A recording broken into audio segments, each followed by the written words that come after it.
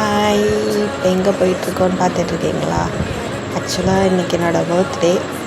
இதை சமாதான பர்த்டேன்னு கூட சொல்லலாம். ஏன்னா இன்றைக்கி கல்யாணம் பண்ணவர் எனக்கு பர்த்டேங்கிறதே மறந்துட்டார். ஸோ கன்வின்ஸ் பண்ணுற விதமாக தான் இப்போ என்னை நைட் டைம் வெளில அழைச்சிட்டு போயிருக்காங்க. இப்போ நம்ம போயிட்டு ஷாப்பிங்லாம் பண்ண போகிறோம். ஃப்ரெண்ட்ஸ்க்கு வந்திருக்கோம். சாரே போய் ட்ரெஸ்ஸை சூஸ் பண்ண போயிட்டுருக்காரு. எங்கே போனாலும் இந்த பச்சையை பார்த்தா அப்படியே நின்றுவாங்க. பாருங்க, பச்சை கலர்.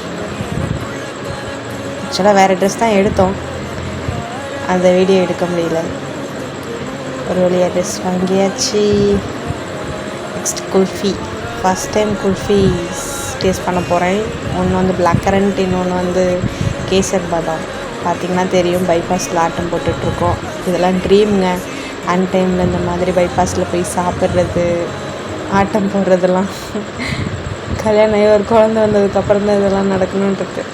அதுவும் சார் மறந்ததால் தான் இவ்வளோ இது.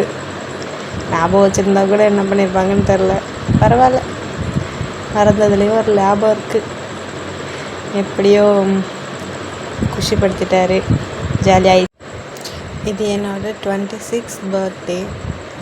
இந்த மாதிரி அன்டைமில் பைபாஸில் ஒரு ரைட் போயிட்டு வர்றது அவ்வளோ ஹாப்பியாக இருந்துச்சு.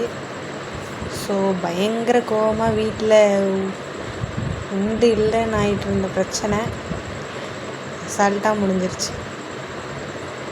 Bye bye.